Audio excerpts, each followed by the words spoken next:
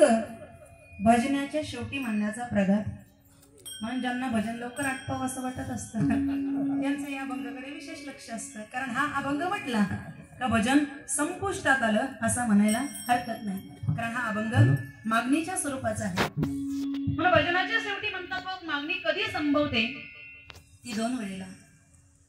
पहिल्यांदा मागणी कधी संभवते, ज्या वेळेला एखादी वस्तू आपली आहे, दुसरा कोणी तिच्यावरती आपला अधिकार दाखवत असेल. साहजिकच मूळ मालकाला ती वस्तू परत मागून घेण्याचा स्वतः सिद्ध अधिकार आहे. ज्या पद्धतीने ब्रिटिशांनी आपलं स्वराज्य आपल्याकडून बऱ्या वाईट मार्गाने हिरावून घेतलं होतं, साहजिकच आपल्या भारतीयांना ते परत मिळवून घेण्याचा, मागवून घेण्याचा स्वतः सिद्ध हक्क आहे. स्वराज्य हा माझा जन्मसिद्ध हक्क आहे आणि तो मी मिळवणारच असं लोकमान्य टिळक म्हणत होते. याला कारण हेच. दुसऱ्यांदा माणसाला मागणीचा अधिकार सेवेने प्राप्त होत असतो. जेवढ्या दिवसाची सेवा, जेवढ्या दिवसाचं काम, तेवढ्या दिवसाचा पगार मागण्याचा नैतिक अधिकार त्या नोकराला प्राप्त होत असतो.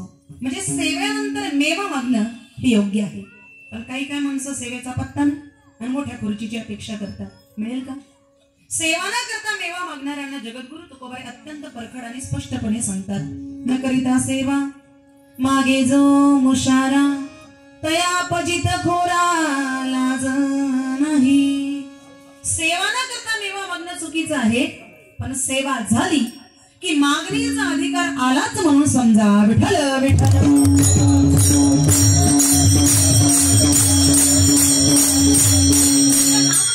माध्यमातून, कथा कीर्तनाच्या माध्यमातून, हरिपाठाच्या माध्यमातून, गाथा भजनाच्या माध्यमातून भगवान परमात्म्याची आपण सेवा केली. आता त्याची सेवा केली म्हटल्याच्या नंतर आपल्याला सुद्धा त्याच्याकडे मागणीचा अधिकार प्राप्त झाला. पण सेवेकरता घेतलेला अभंग मागणीच्या स्वरूपाचा आहे. पण असं म्हटलं जातं महाराज, समाजामध्ये मागणारा मनुष्य हलका समजला जातो. समाजामध्ये मागणारा मनुष्य हलका समजला जातो कारण जगद्गुरु तुकोबाई सांगतात,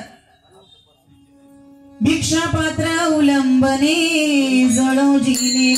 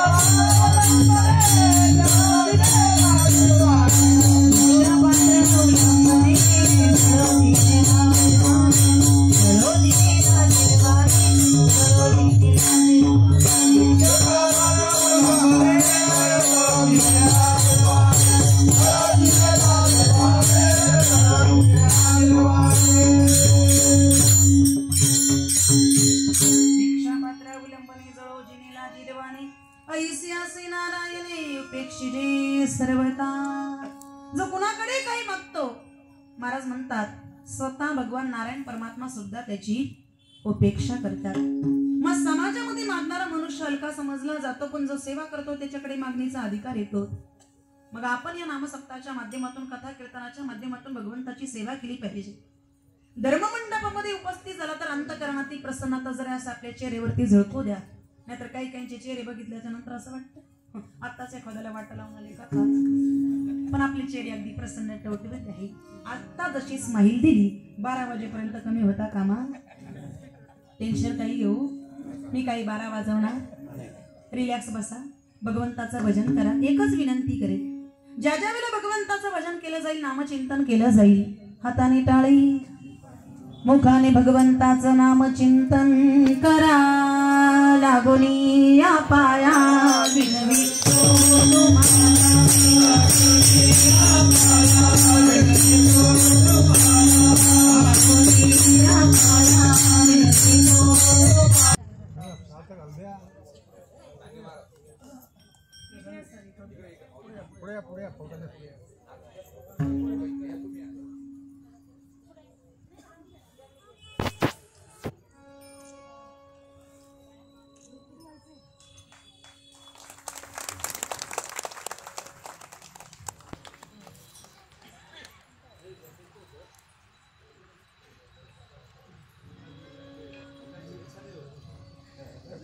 वा वा, धन्यवाद धन्यवाद.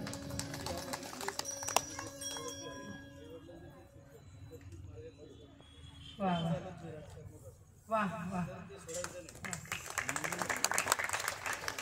आई वडिलांची संस्कार परंपरा मार्गाने संप्रदायाची असल्यामुळे त्यांची इच्छा आहे, पण असं असतं महाराज जय अंगी मोठे परतया, भरपूर पुढचे प्रोग्राम असतील त्याच्यामुळे त्यांना जावं लागते. दादांचे पुन्हा एकदा आपल्या सर्वांच्या वतीने आभार. एकदा जोरदार टाळ्यांच्या गजरामध्ये त्यांचं आपण अभिनंदन करूया. लागून या पाया विनवितो तुम्हाला करी टाळी बोला मुखी नाम. जगद्गुरु तुकोबाराय संत तुमच्या पायाला लागतो, हाताने टाळी वाजवा, मुखाने भगवंताचं नाम चिंता. रही मन हो नर मर चुके, रही मन हो नर मर चुके, जो कहीं मागने जाए उनसे पहले ओ मरे जिन मुकनी कसत नाय. रहीमन म्हणतात ती माणसं मेलेलीच आहे जी कुणाकडे काही मागतात, पण महाराज जी असून सुद्धा देत नाही ती तर त्यांच्या अगोदर मेलेली आहे. बघा, असून सुद्धा देत नाही ती त्यांच्या अगोदर मेलेली आहे. असं म्हणतात गवतापेक्षा कापूस हलका आहे. गवतापेक्षा कापूस कसा आहे? हलका. पण कापसापेक्षा याचक जो आहे ना तो हलका आहे. कापसापेक्षा याचा कसा आहे? हलका आहे. आता प्रश्न असा निर्माण होतो की गवत आणि कापूस यांना वारा उडवून नेतो. गवत आणि कापूस यांना वारा उडवून नेतो, मग याचकाला वारा उडवून का नेत नाही? अहो, त्या वाऱ्याला सुद्धा प्रश्न पडतो, हा माझ्याकडे काही मागेल की काय? विठ्ठल विठ्ठल.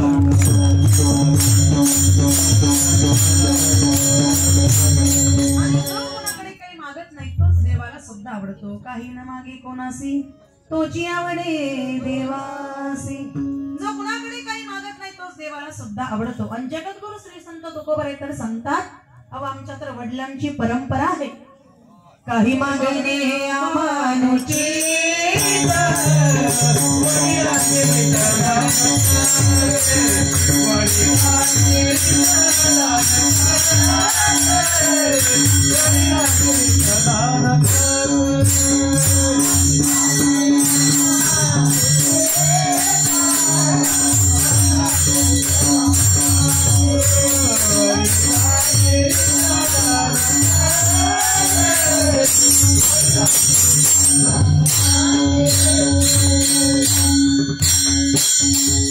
काही मागणे अमानुची वडिलांची रीत जाणत असो. जगद्गुरु तुकोबाराय सांगतात त्यांच्या वडिलांची परंपरा आहे, कोणाकडे काही मागायचं नाही. बघा, असं म्हणतात जगद्गुरु श्री संत तुकोबारायांचे वडील बोल्लबा ज्या वेळेला भगवान पंढरीचे पडवंग परमात्म्याच्या दर्शनाला पंढरपूरला जायचे, तर बोल्लबांचा असा नियम होता की नित्य नियमाने ते पंढरपूरची वारी करायची.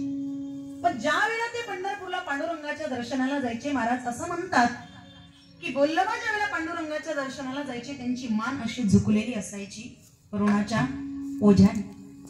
म्हणजे एवढी सेवा त्यांची पराकोटीला गेलेली होती की देवाची मान सुद्धा अशी झुकली जायची. आता नित्य नियमाने पंढरपूरची वारी करत असताना एक दिवस मात्र तुकोबारायांच्या मातोश्री कनकाई माता बोल्लबांना म्हणतात, मालक तुम्ही नित्य नियमाने पंढरपूरची वारी करतात, पण आता माझी इच्छा आहे, मलाही तुमच्या बरोबर वारीला यायचं आहे. बोल्लबांनी सांगितलं, येण्याबद्दल माझी अजिबात मनाई नाही, हरकत नाही, जरूर या. पण तिथे गेल्याच्या नंतर देवाकडे काही मागायचं नाही, मान्य असेल तर चला. कनकाई मातेने सांगितलं, म्हटले चालेल, मान्य आहे मला. त्यावेळेला मात्र कनकाई माता बोल्लबांबरोबर पंढरपूरला वारीला गेली. आणि पंढरपूरला त्या ठिकाणी गेल्याच्या नंतर बघा, चंद्रभागेचं स्नान झालं, पुंडलिकरायांचं दर्शन झालं आणि भगवान पंढरीचे पांडुरंग परमात्म्याच्या दर्शनाकरता गेल्याच्या नंतर तिथे मात्र बोल्लोबा आज गाभाऱ्यामध्ये गेले, भगवान परमात्म्याचं दर्शन घेऊन पटकन बाहेर आले. आणि आता मात्र कनकाई माता भगवान पंढरीचे पांडुरंग परमात्म्याच्या दर्शनाकरता आत गाभाऱ्यात जातात, देवाच्या चरणावरती मस्तक ठेवतात, देवाचं दर्शन घेऊन हात जोडून भगवंताच्या समोर उभं राहतात. पण देवाने विचारलं, म्हटले, आई साहेब तुमचा चेहरा पडलेला दिसतो, काय दुःख आहे, काय शल्य आहे, मला सांगा. त्यावेळेला कनकाई माता म्हणाल्या, देवा माझी कूस अजून पवित्र झालेली नाही. भगवान परमात्म्याने आशीर्वाद दिला, जा मुलगा होईल. संभाषणात इकडे वेळ गेला.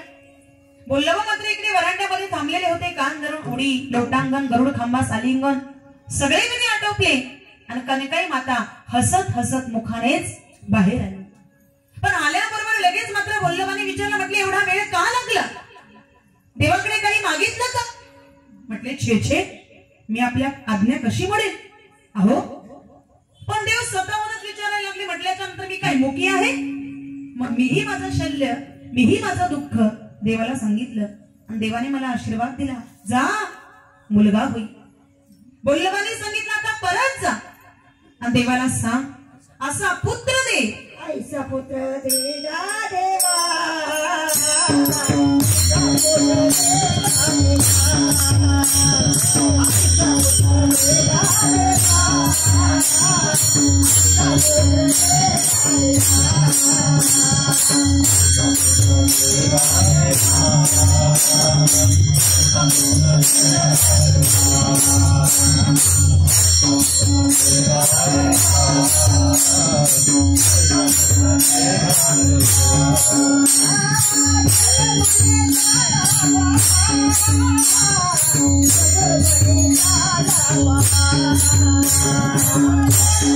चटोळीतला गुंड नाही, वारकरी हरिभक्त वैष्णव 21 कुळांचा उद्धार करणारा त्याला आपल्या संतांनी गुंडा म्हटलेला आहे. तसा एकच पाहिजे. जननी जने सो भक्त जने या दाता या शूर नाही तो जननी बांध भली क्या खोवेगा नो. आईला जन्म द्यायचा असेल तर अशांना द्यावा.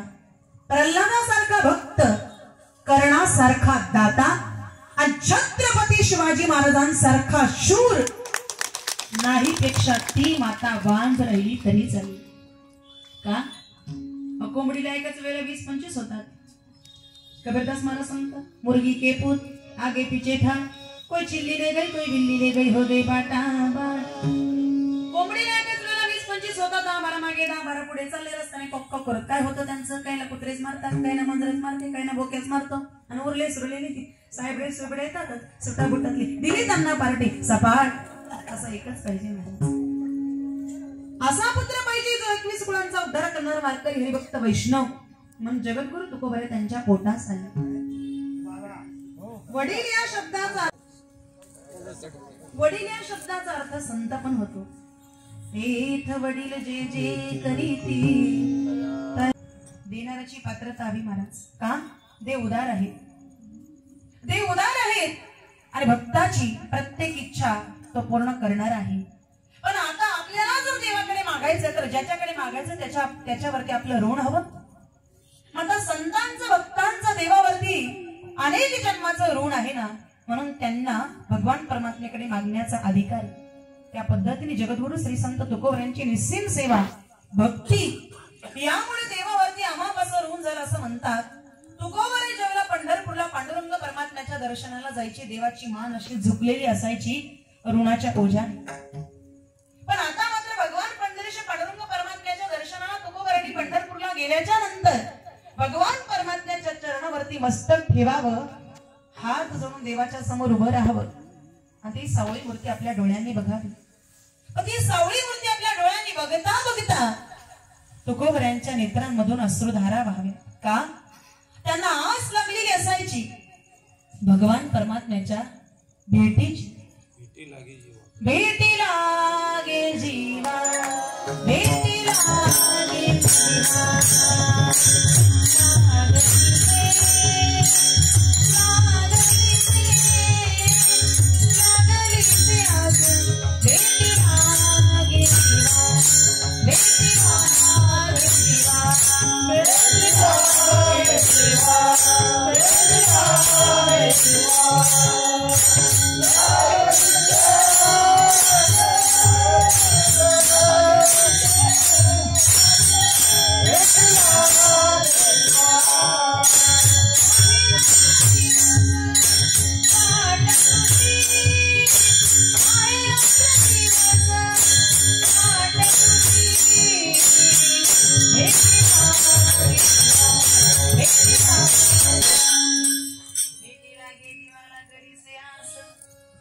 महाराज चाल कोणी शिकवली पूजनीय वंदनीय वैकुंठवासी गुरुवर हरिभक्त निवृत्ती बाबा बोरवट.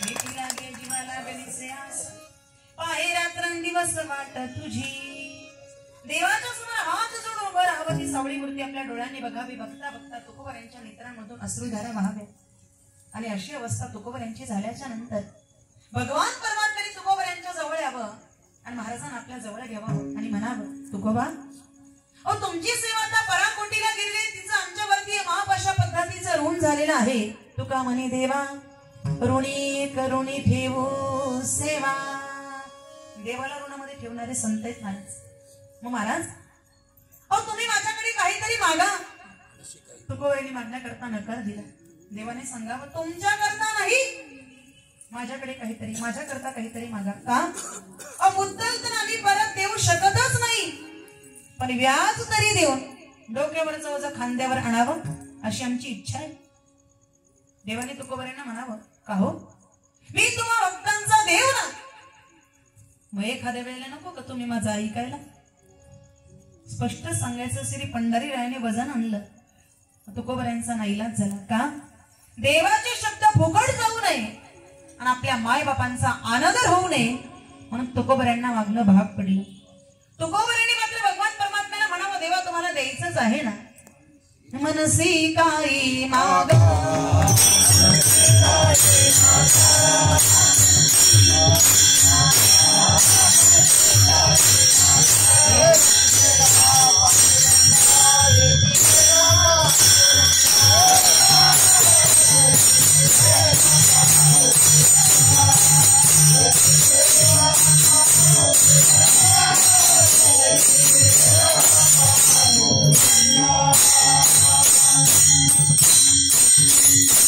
मनसी काही मागा याची देगा पांडुरंगा देव तुम्हाला द्यायचंच आहे तुमचा आग्रहच आहे ना मग द्या काय बंगला गाडी जमीन धन संपदा मग काय पाहिजे जगद्गुरु तुकोबरे अभंगाच्या प्रथम चरणात सांगतात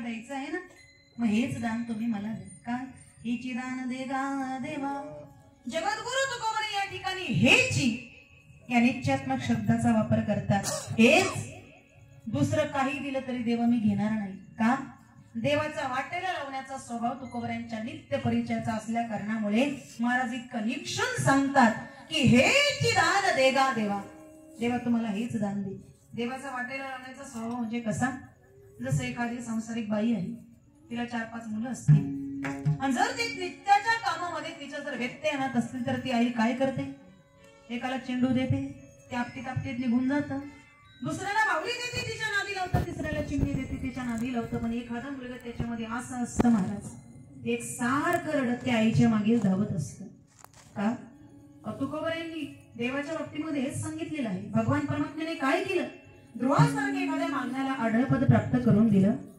विभीषण सुग्रीवा सारख्यांना राज्य देऊन बोलवलं पण या मुलांमध्ये एखादा मुलगा इतकं विलक्षण असतं महाराज म्हणतात ते बाहुलीला तर शिवत देखील नाही चिमणीला हात लावत नाही चेंडू दिला तरी घेत नाही एक सारखं रडत त्या आईच्या मागे मागे मागे मागे धावत असतं आई काय करते आपल्या हातातली सगळी कामं बाजूला ठेवते आणि त्या बाळाला म्हणते बाळा अरे तुला बाहुली नको चेंडू नको चिवचिव करणारी चिवताई नको तुला हवं तरी काय ते मूल त्या आईला म्हणतं आई तू फक्त मला कडेवर घे तुकोबरे म्हणतात तसंच आहे देवा, द्यायचंच आहे ना, हेच दान दे गा देवा. काय तुझा विसर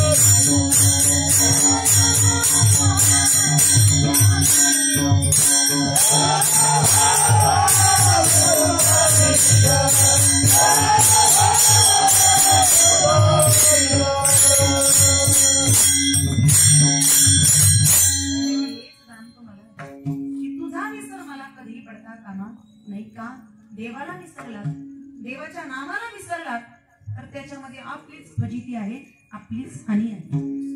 पण आपली हानी कशात आहे हे कळण्याकरता सुद्धा आपल्याला हानीची जात कळावी लागते. रामायणातील दृष्टांत आपल्या सगळ्यांना माहित आहे. गंधमादन नावाचं वानर कुंभकर्णाच्या हातामध्ये सापडलं महाराज. आता त्याच्या नावाप्रमाणे त्याचा सुगंध विशिष्ट अशा पद्धतीचा सुटायचा. मग ती वानर सेना त्या लंकेमध्ये घुसल्याच्या नंतर गंधमादन नावाचं वानर कुंभकर्णाच्या महालामध्ये शिरले. कुंभकर्णाने त्याला आपल्या हाताच्या बोटीमध्ये असं पकडलं आणि त्याला सांगितलं, म्हटले हे बघ वानरा, तुला जर तुझा जीव प्यारा असेल, माझ्या म्हणण्याप्रमाणे एकदाच म्हण मी रावणाचा आहे. मी तुला जीवदान देतो, पण एकदाच म्हण मी रावणाचा आहे. त्याने सांगितलं मी रामाचा आहे. हाताची मूठ जशी त्या कुंभकर्णाने जोरामध्ये दाबली, सर्व अंगामध्ये त्या गंधमादन वानराच्या वेदना झाल्या. थोड्या वेळाने पुन्हा त्या कुंभकर्णाने आपल्या हाताची मूठ ढिली सोडली. सांगितलं, अरे वानरा, अरे एवढासा जीव तुझा, तुला प्यारा नाही का? अरे मी तुला सांगतो ना, एकदाच म्हण की मी रावणाचा आहे, मी तुला जीवदान देतो, मी तुला सोडून देतो.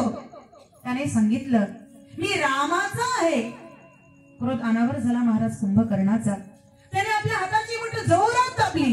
सर्व अंगामध्ये मरणप्राय वेदना झाल्या. पुन्हा आपल्या हाताची मूठ त्याने ढिली सोडली आणि सांगितलं, अरे वानरा, अरे शेवटचा मी तुला सांगतो, एकदाच म्हण की मी रावणाचा आहे, मी तुला जीवदान देतो, मी तुला सोडून देतो. त्याने सांगितलं मी रामाचा आहे. कुंभकर्णाने आपल्या हाताची मूठ जोरात करकसून दाबली. त्या गंधमादन वानराच्या सर्व अंगातून रक्ताच्या चिळकांड्या उडाल्या महाराज. गंधमादन वानर मरणी मेलं. म्हटलं नाही मी रावणाचा आहे. का?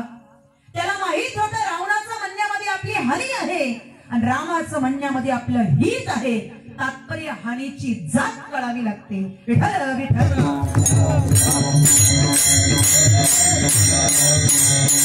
देवाला विसरला, देवाच्या नामाला विसरला तर आपली फजिती आहे. किती वेळा जन्मा यावे, किती भावे फजित. गाढवाचा, कुत्र्याचा, बैलाचा जन्म मिळणं चांगलं आहे का? अतिशय दुःख आहे, क्लेश आहे. पण हे जन्म कशा करता मिळतात कधी कळेल आपल्याला. जावे त्याच्या वंशात तेव्हा कळे, पानातील मासा झोप घेतो कैसा. जावे त्याच्या वंशात तेव्हा कळे, बिंच होणं चांगलं की सरडा साप जंत होणं उत्तम. कोण पत्करील असे राजे खुशीने जन्म, अतिशय दुःख आहे त्याच्यामध्ये. पण बघा ना, सरडा राजपुत्र का झाला नाही, टांग्याचा घोडा शर्यतीला का गेला नाही, म्हैस म्हशीच्या जन्माला का गेली, बैल बैलाच्या जन्माला का गेला, असे एक नाही अनेक प्रश्न आपल्या मनात निर्माण होतात. आता हे जन्म त्यांना का मिळाले, का मिळाले? खुदा के मन में आया उसने बना दिया. खुदा के मन में आया उसने बना दिया. उगाच नाही आला महाराज. का? कारणाशिवाय कार्याची उत्पत्ती मानायला शास्त्र तयार नाही. मग हे जन्म त्यांना का मिळाले? कारण हे सर्वजण पूर्वजन्मी मनुष्य देहाला येऊन भगवंताच्या नामाला विसरण्याचे परिणाम आहे. विसरला तया थोर झाली का? खंती ते न करा,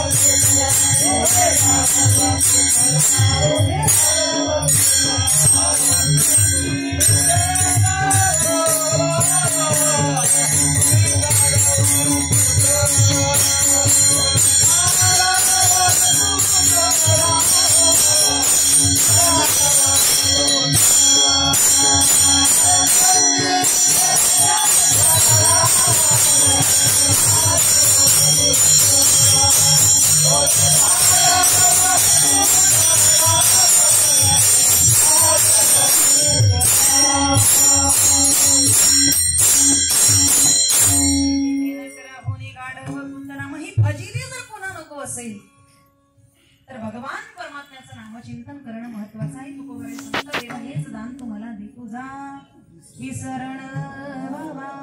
मग भगवान परमात्मा सांगता तुकोबा आम्ही जर तुम्हाला नित्य श्यामचा आठव करून दिला तर तुम्ही काय कराल. त्याचं उत्तर जगद्गुरु तुकोबा अभंगाच्या दुसऱ्या चरणात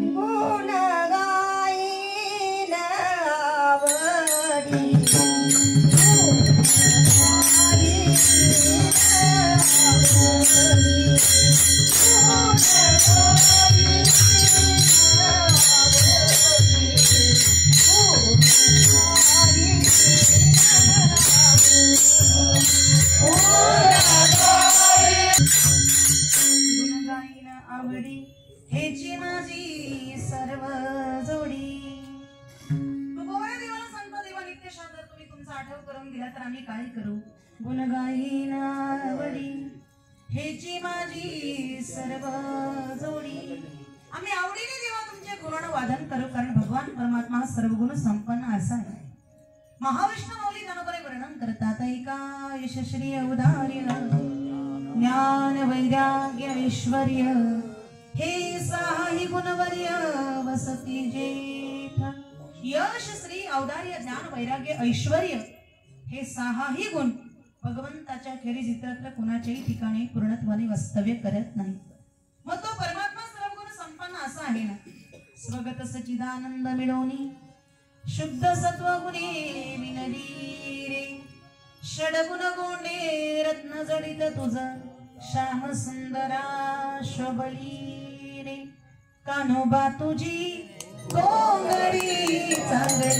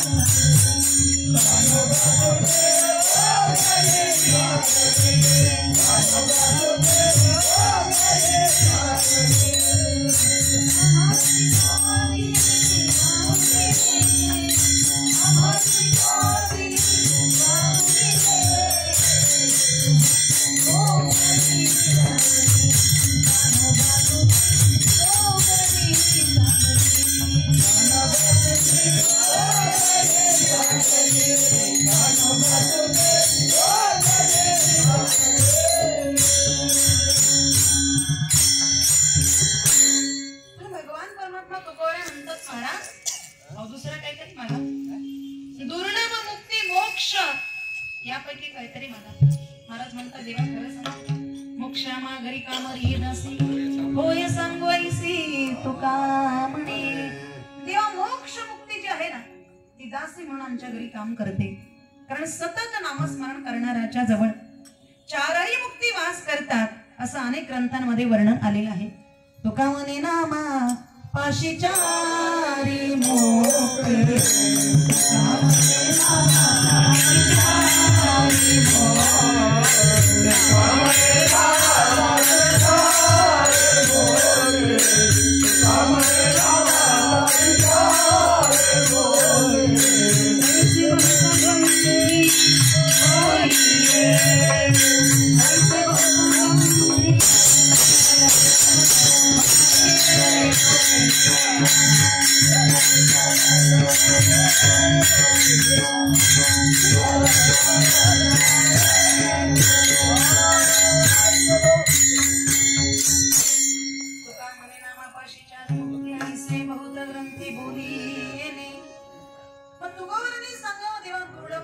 मोक्ष म्हणजे मग धन संपदा मागा. महाराज म्हणतात धन संपदा जर हवी असती ना तर राजे छत्रपती शिवाजी महाराजांनी पाठवलेला नजराणा परत केला नसता. तुमचे रवितर ते मज मृत्तिके समान. मग देवा मुक्ती नको मोक्ष नको धन संपदा सुद्धा नको मग महाराज तुम्हाला हवं तरी काय.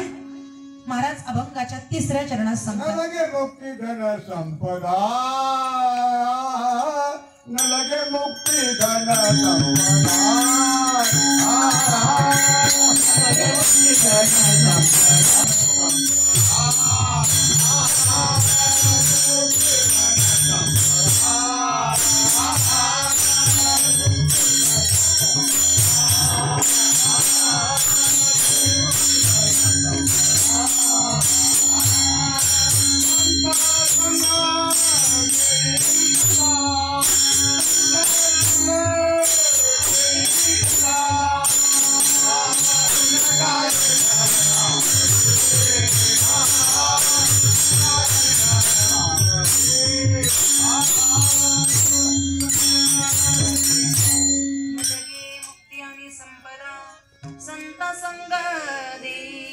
सदा तुकोरी म्हणता देवा दुर्लभ मुक्ती मोक्ष दान संपदा यापैकी काहीच नको मग संत संग दे सदा. पण का हो तुकोबा, अहो त्या संतांजवळ असं आहे तरी काय ज्याकरता तुम्ही दुर्लभ मुक्ती मोक्ष धन संपदा यांचाही त्याग करतात. जगद्गुरु तुकोबाराय संत देवा संतांजवळ काय आहे सांगू. संतांची यादानी प्रेमाचा सुकार,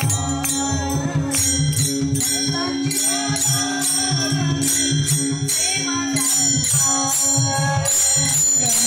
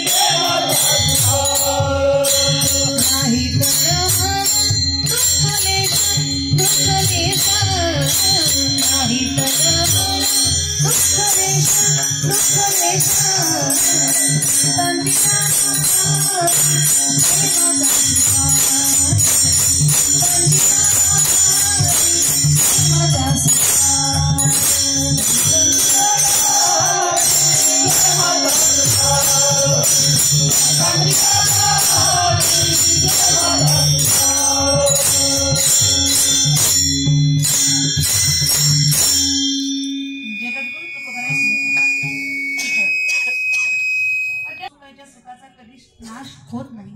कारण इतर ज्या लौकिक गोष्टी आहेत ना त्यापुरत्या सुखाचा भास करतात पण अंतिमता त्याचा परिणाम दुःखदायकच आहे.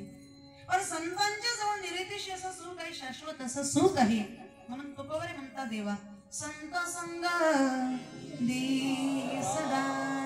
आणि त्या संतांचा संग जर मला मिळाला तर तुकोबारे सांगतात त्या संतांच्या द्वारामध्ये देवा मला पुत्र होऊन राहण्याची वेळ आली ना तरी चालेल.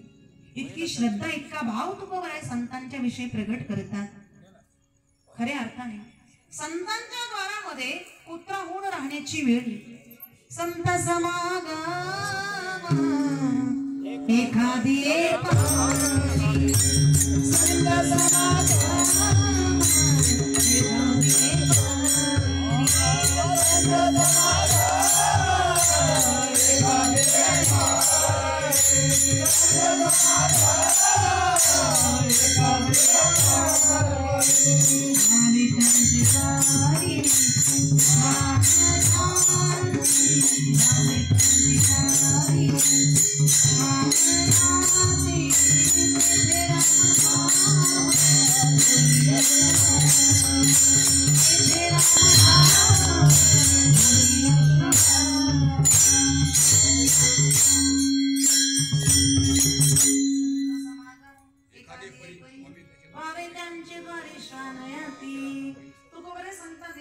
संतांच्या द्वारामध्ये पुत्र होऊन राहण्याची वेळ आली तरी चालेल.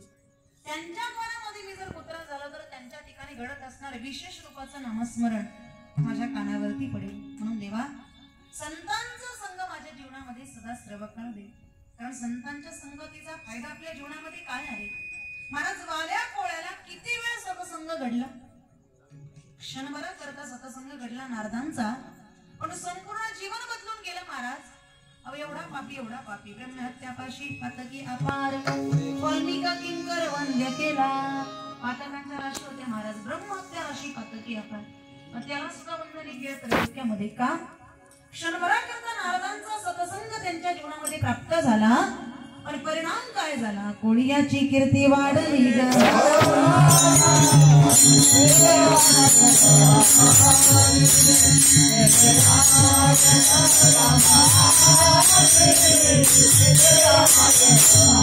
वाल्याच्या जीवनामध्ये नारदांचा लागला महाराज, पण त्याचं संपूर्ण जीवन बदलून गेलं. संग लागरे म्हणून मात्र त्या ठिकाणी संतांच्या संगतीची अपेक्षा करतात जगद्गुरु तुकोबाराय. आणि देवा मला जर माझ्या जीवनामध्ये संतांची संगती सदा सर्व काळ जर मिळाली तर तुकोबरे संता देवा त्या संत संगतीचं सुख जर मला प्राप्त झालं तर गर्भवासाचं दुःख सुद्धा भोगायला मी तयार आहे. तुकोबरे अभंगाच्या शेवटच्या चरणात कामन गर्भवासी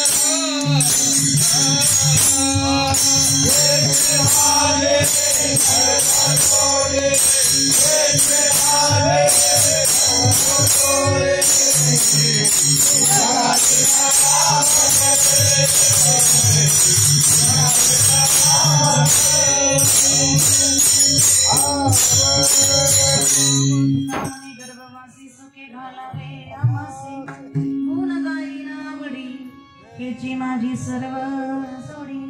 ज्याला ज्याला भगवान परमात्म्याने दोन हात दिलेले आहेत ना त्या प्रत्येकाने आपले दोन हात वरती करा. ज्याचे हात वरती दिसणार नाही मी समजून घेईल तो कुर्मदासाच्या पॅनलचा विठोबार फुवा